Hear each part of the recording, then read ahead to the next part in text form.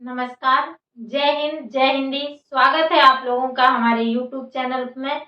मैं आरती द्विवेदी आप सब लोगों के स्वास्थ्य की कामना करती हूँ। आप लोग स्वस्थ रहेंगे, प्रसन्न रहेंगे, तभी अच्छे से पढ़ पाएंगे। तो हमारा हिंदी साहित्य का क्लास चल रहा है यूजीसी नेट और पीजीटी के लिए।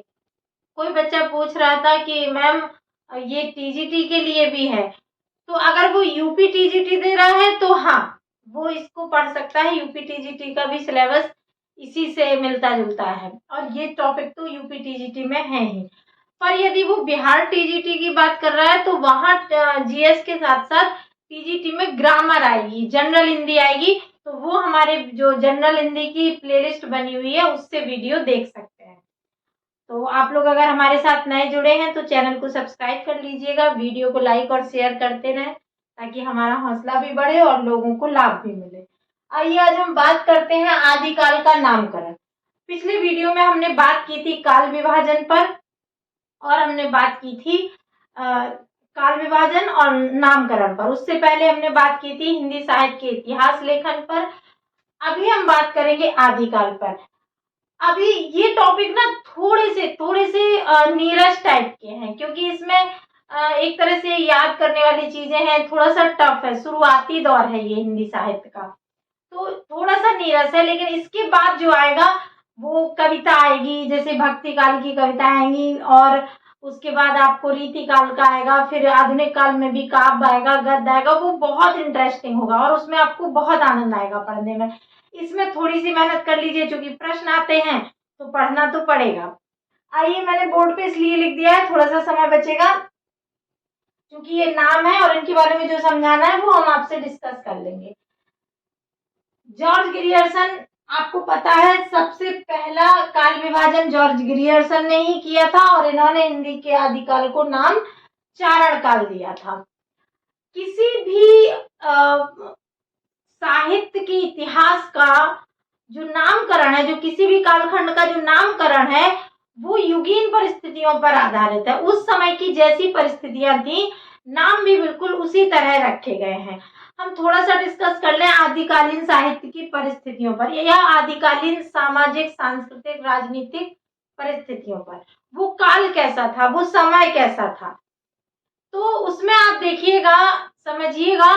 आप इतिहास भी पढ़ते होंगे जीएस के लिए, उसमें क्या उस समय में कैसा वातावरण था, कैसी स्थिति थी समाज की, क्योंकि समाज का ही दर्पण होता है साहित्य।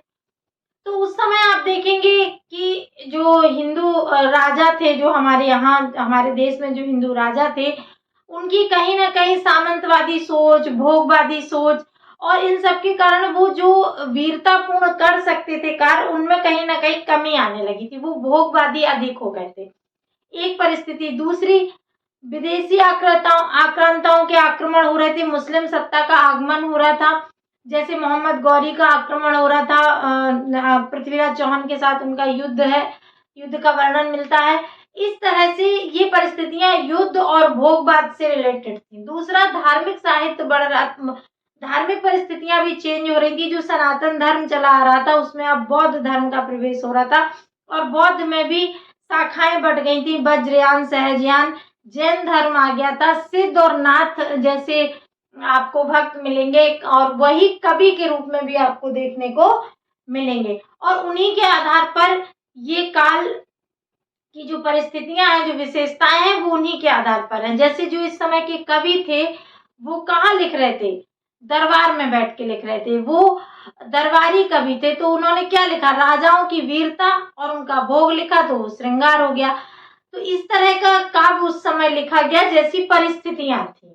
ठीक है, तो आइए, नाम भी उसी आधार पर रखे गए क्योंकि ये काल हिंदी का भी उद्भव का काल है। जैसे अपभ्रंश से हिंदी का उद्भव हो रहा था, अपभ्रंश का समापन हो रहा था, हिंदी का उद्भव हो रहा था। और हिंदी के साथ साथ बोलियों का उद्भव, जैसे ब्रजभाषा और अवधी का इस समय ज्यादा महत्व था। और आप देखेंगे कि भक्ति काल में आकर ब्रजभाषा और अवधी का ही महत्व अधिक रहा, बजाते खड़ी बोली के। खड़ी बोली आपकी आधुनिक काल में अपनी जगह ठीक से बनाई है। उससे पहले मध्यकाल में आप देखेंगे तो ब्रजभाषा का बोलबाला ज्यादा रहा। तो आइए बात करते हैं इस पर। सबसे पहले जॉर्ज ग्रियर्सन का नाम आता है, क्योंकि काल विभाजन का सर्वप्रथम जो प्रयास किया वो किसने किया?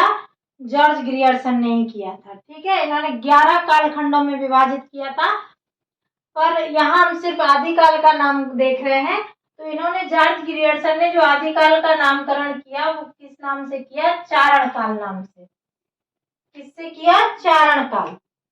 और इनका जो काल है वो 700 से 1300 ईस्वी है। ठीक है, ये चल नहीं रहा है, चेंज नहीं करते।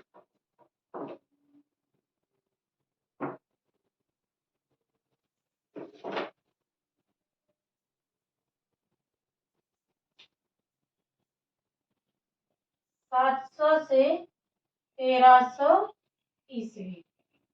अगला नाम आता है मिश्र बंधु का, जिनकी पुस्तक का नाम है मिश्र बंधु विनोद।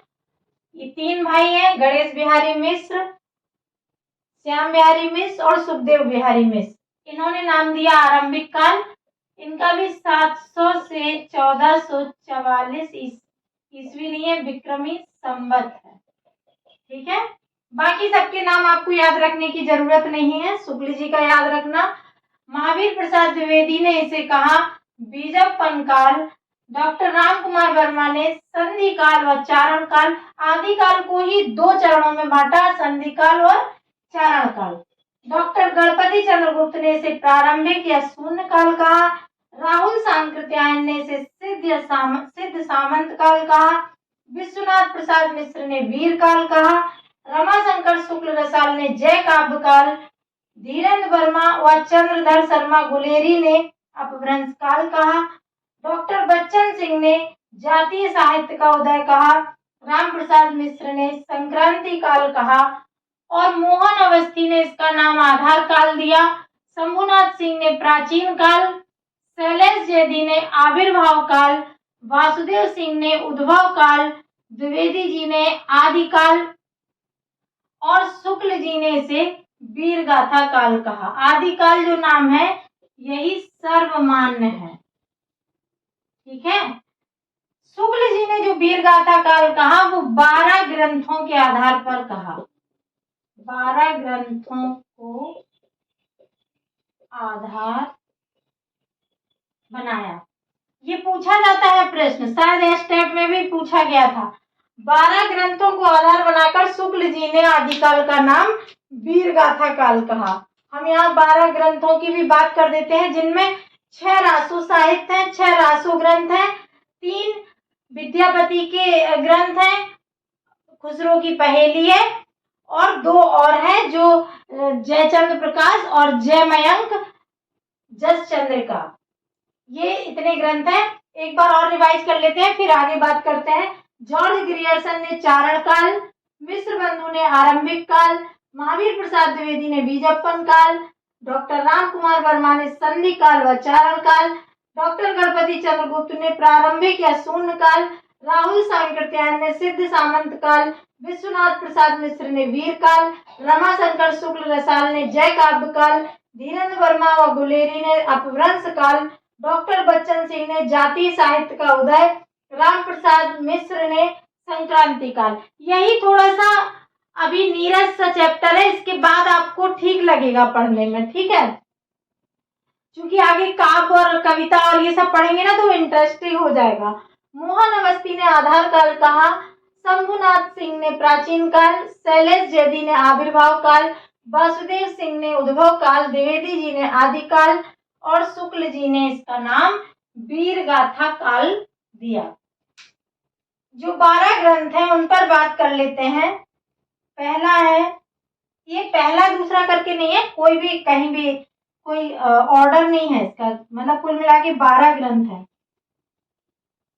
पृथ्वीराज रासो, ये चंद्रवरदाई के द्वारा लिखा गया है, जिसको पूरा इनके पुत्र ने किया था।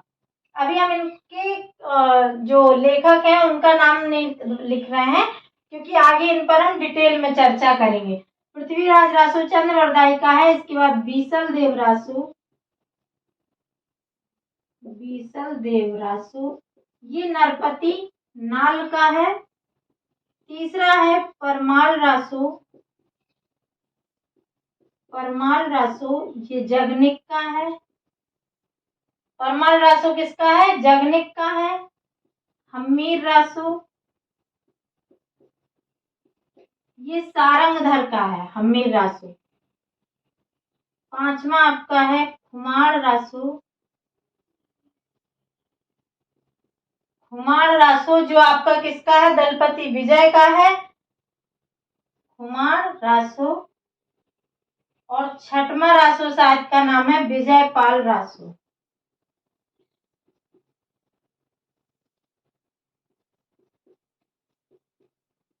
विजयपाल रासो ये नरसिंह भट्ट का है। ये दलपति विजय का है। इसके बाद सातवां कीर्तिलता।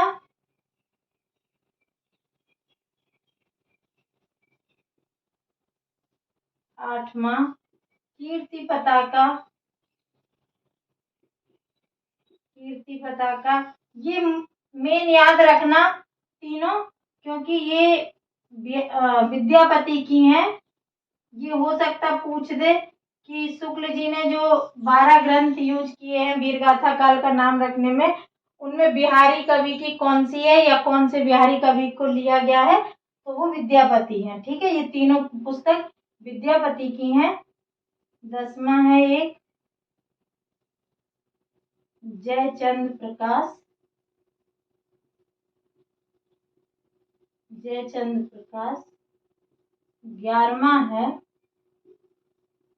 जयमयंक जस चंद्रिका। और अगला है 12वां पहेलियां किसकी हैं? अमीर खुसरो की। अमीर खुसरो को ही खड़ी बोली हिंदी का प्रवर्तक कवि माना जाता है। ठीक है, ये भट्ट केदार की है जयचंद्र प्रकाश, और ये मधुकर कवि की है। तो कौन कौन हो गई? पृथ्वीराज रासो, बीसल देव रासो, परमाल रासो, हम्मीर रासो, कुमार रासो, विजयपाल रासो। आप इन्हें रासो नाम से भी याद रख सकते हैं कि 6 रासो साहित्य है। 3 विद्यापति की है, कीर्तिलता, कीर्ति पताका और पदावली। जयचंद्र प्रकाश, जय मयंक प्रकाश, 2 जय जय करके हैं, और 12वीं है पहेलियां जो खुसरो की है। तो इसे हम मिटा देते हैं। आगे आपको आदिकाल की और इम्पोर्टेंट बिंदु बताते हैं कुछ, ये आप नोट कर लीजिए, पेज में नोट करके दीवार में चिपका लीजिए। इनको आपको सुबह समझिए कि हनुमान चालीसा की तरह सुबह सुबह पढ़ना है, तभी याद होंगे सब, क्योंकि फैक्ट थोड़े ज्यादा है। इसके बाद थोड़ा इंटरेस्टिंग हो जाएगा तो आपको याद रह जाएगा, लेकिन ये हिंदी साहित्य का जो इतिहास है और आदिकाल, ये थोड़ा सा याद करने वाला है, इसको थोड़ा ध्यान रखिएगा।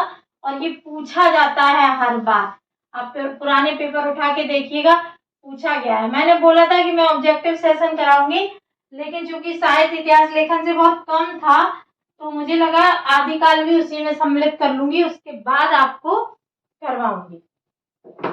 आगे आदिकाल पर बात करें। आदिकाल के बारे में हजारी प्रसाद द्विवेदी ने कहा, पहले तो शुक्ल जी की बात कर लें कि आदिकाल के बारे में शुक्ल जी ने कहा है कि ये अनिर्दिष्ट लोक प्रवृत्ति का युग।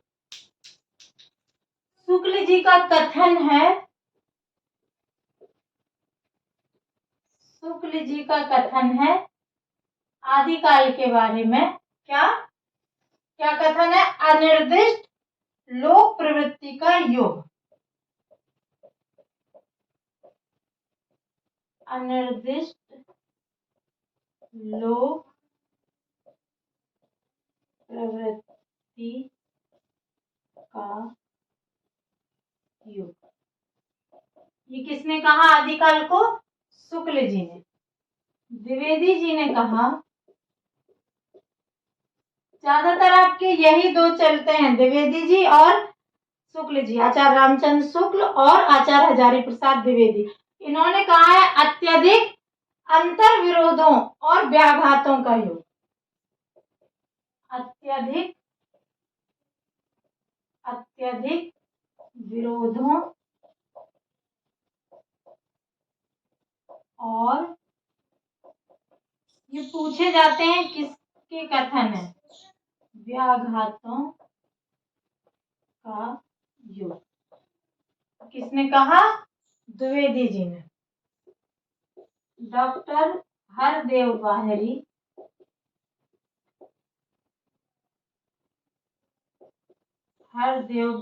ने 7वीं से 11वीं सदी के काल को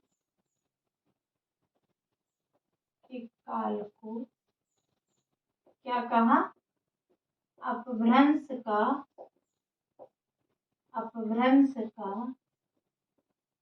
स्वर्ण युग। ऐसे तो जॉर्ज ग्रियर्सन ने भक्ति काल को स्वर्ण युग कहा था, लेकिन अपभ्रंश का स्वर्ण काल किसने कहा? हरदेव बाहरी ने। ठीक है, हरदेव बाहरी ने। तो ये तीनों कथन बहुत इंपॉर्टेंट है और ये आप लिख लीजिए। इसके बाद अन्य प्रवृत्ति बताएंगे। 4 प्रकार के जो साहित्य हैं वो आपको देखने को मिलेंगे आदिकाल में। आदिकालीन साहित्य का विभाजन। आदिकालीन साहित्य का विभाजन। किस किस तरह का साहित्य मिलता है? तो एक तो है रासो साहित्य, इन्हीं पर आगे चर्चा की जाएगी। दूसरा है रास साहित्य, रासो साहित्य, रास साहित्य, सिद्ध साहित्य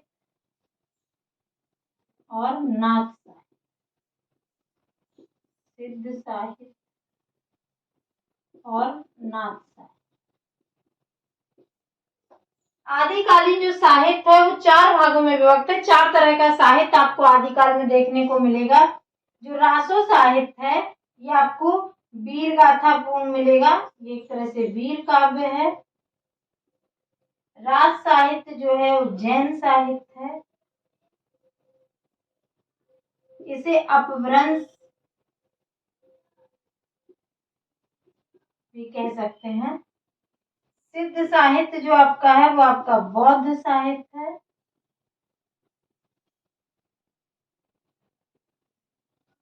और नाथ साहित्य आपका शैव साहित्य।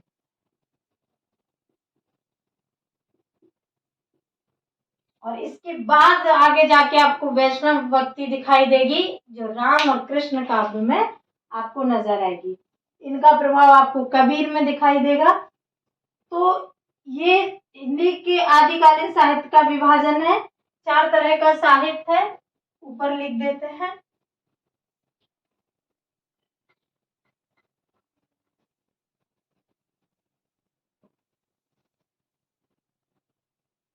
शुक्ल जी ने इनमें से इन चारों में से सिर्फ रासो साहित्य को आदिकालीन साहित्य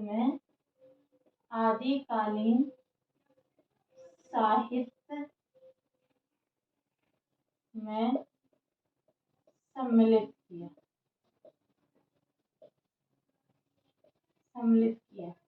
बाकी को इन्होंने क्या कह दिया कि सांप्रदायिक है और उसमें कुछ नहीं है। द्विवेदी जी ने इन चारों को सम्मिलित किया। द्विवेदी जी ने चारों को सम्मिलित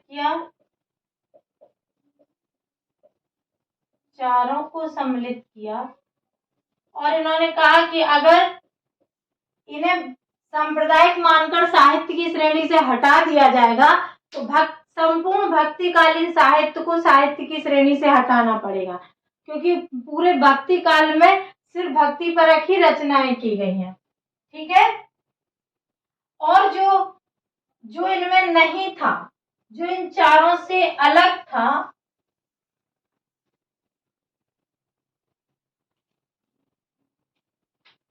जो साहित्य इन चारों से अलग था, जो साहित्य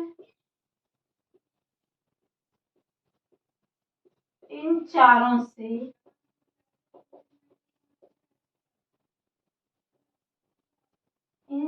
से अलग था, उसे शुक्ल जी ने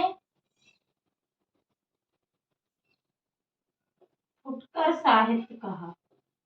आदिकाल का फुटकर साहित्य। और डॉक्टर नगेंद्र ने, ये सब पूछा जाता है, और डॉक्टर नगेंद्र ने इसे स्वतंत्र साहित्य कहा। स्वतंत्र साहित्य की संज्ञा दी। ये इसके नीचे आना चाहिए, ऊपर लिख दिया है मैंने, आप लोग समझ लेंगे। आदिकालीन साहित्य का विभाजन 4 तरीके से किया जाता है। रासो साहित्य, रास साहित्य, सिद्ध साहित्य और नाथ साहित्य। रासो साहित्य वीर काव्य है, रास साहित्य जैन साहित्य है, सिद्ध साहित्य बौद्ध साहित्य और नाथ साहित्य शैव साहित्य है। इन चारों में सिर्फ रासो साहित्य को शुक्ल जी ने आदिकालीन साहित्य में सम्मिलित किया है, बाकी को सांप्रदायिक काव्य कहकर छोड़ दिया है। द्विवेदी जी ने चारों को सम्मिलित किया और कहा कि अगर इन्हें सांप्रदायिक मानकर छोड़ दिया जाएगा तो संपूर्ण भक्तिकालीन साहित्य को साहित्य की श्रेणी से हटाना पड़ेगा। जो इन चारों के इतर कविताएं थी, जो इन चारों के इतर लिखा गया था, उनको शुक्ल जी ने फुटकर साहित्य कहा और डॉक्टर नगेंद्र ने उसे स्वतंत्र साहित्य की संज्ञा दी। क्या कहा? स्वतंत्र साहित्य की संज्ञा दी। अब इसे मिटाकर हम लिख लेते हैं कि आदिकालीन हिंदी साहित्य का प्रथम कवि कौन, किसको किसने माना है।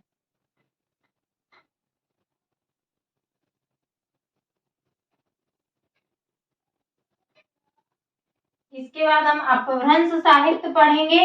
अपभ्रंश साहित्य के बाद हम पढ़ेंगे रासो साहित्य, फिर सिद्ध नाथ सभी पढ़ेंगे, रास साहित्य भी पढ़ेंगे, चारों पर बात करेंगे।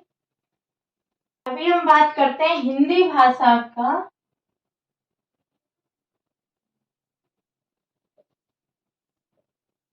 इससे पहले तो अपभ्रंश चल रही थी ना। हिंदी भाषा का आदि कवि या प्रथम कवि किसने किसको माना। सबने अलग अलग माना है, किसी ने कुछ कहा, किसी ने कुछ कहा। जैसे सबसे पहले नाम हम लें तो शिव सिंह सेंगर, क्योंकि साहित्य इतिहास लिखने का काम भी इन्होंने ही किया था गाड़सा दत्तासी के बाद। शिव सिंह सेंगर, इन्होंने पुष्य या पुण्य, नाम आता है पुष्य या पुण्य को, दोनों नाम मिल जाएंगे, दोनों एक ही के नाम है, को प्रथम कवि माना। हिंदी का प्रथम कवि माना शिव सिंह सेंगर ने पुष्य या पुण्य को। डॉक्टर राम कुमार वर्मा ने,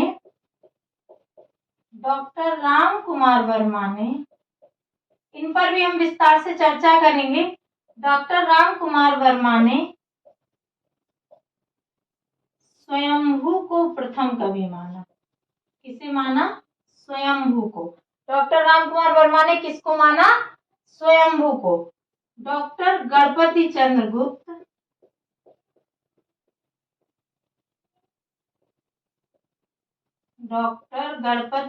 गुप्त ने किसे माना? शालिभद्र सूरि को। गणपति चंद्र गुप्त ने किसे माना? शालिभद्र सूरि को। आचार्य हजारी प्रसाद द्विवेदी ने, आचार्य हजारी प्रसाद द्विवेदी ने अब्दुल रहमान को। राहुल सांकृत्यायन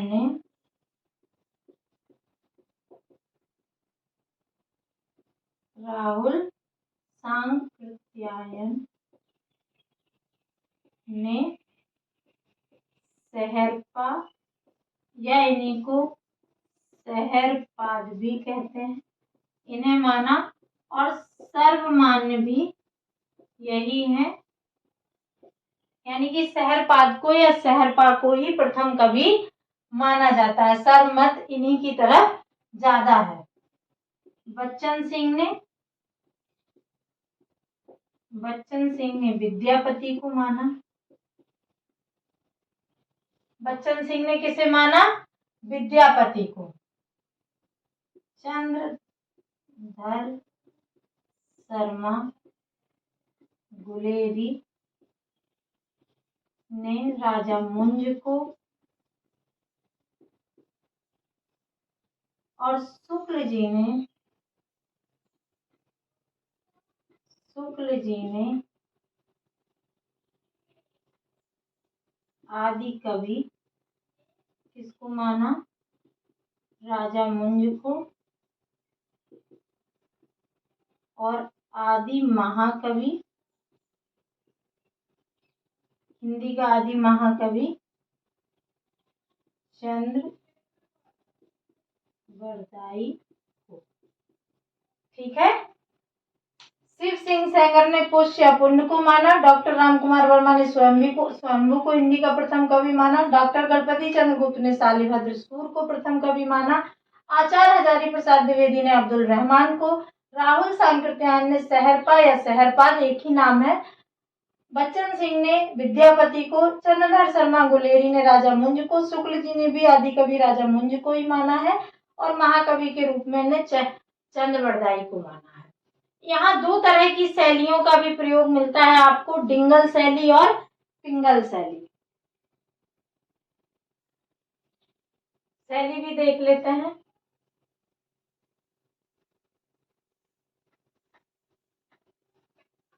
शैली बता के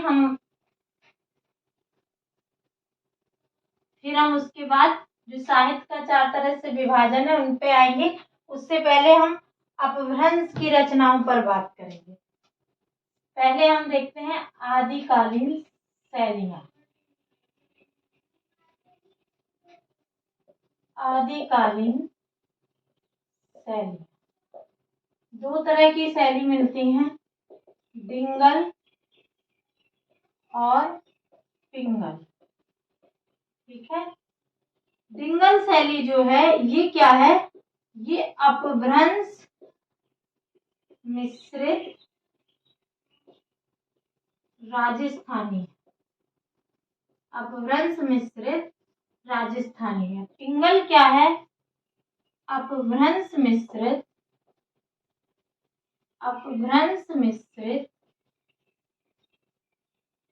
ब्रज भाषा। और ब्रज भाषा में आपको पता है कोमल कांत पदावली लिखी गई है ज्यादा, कोमल कांत पदावली। और यहाँ आपकी कठोर पदावली के लिए ये प्रयोग हुआ और कोमल कांत पदावली के लिए अब पिंगल शैली प्रयोग हुई। तो ये दोनों शैलियां हो गई। अब हम बात करेंगे अपभ्रंश साहित्य पर, उसके बाद रासो साहित्य के बाद आपका रास साहित्य, फिर चारों बता के आदिकाल को विराम देके तब हम भक्ति काल में प्रवेश करेंगे। पर अभी उसके थोड़े वीडियो बनेंगे। हम बहुत बड़े 2-2 घंटे के वीडियो नहीं बनाते हैं, आपको भी पढ़ने में उतना आनंद नहीं आता, फिर बोर होने लगते हैं। तो छोटे वीडियो देखिए। अगर आपको ज्यादा देखना है तो आप 2 वीडियो एक साथ देख लीजिए, प्लेलिस्ट बना हुआ है, आप वहां से देख सकते हैं। हमारे साथ जुड़े रहने के लिए बहुत बहुत धन्यवाद।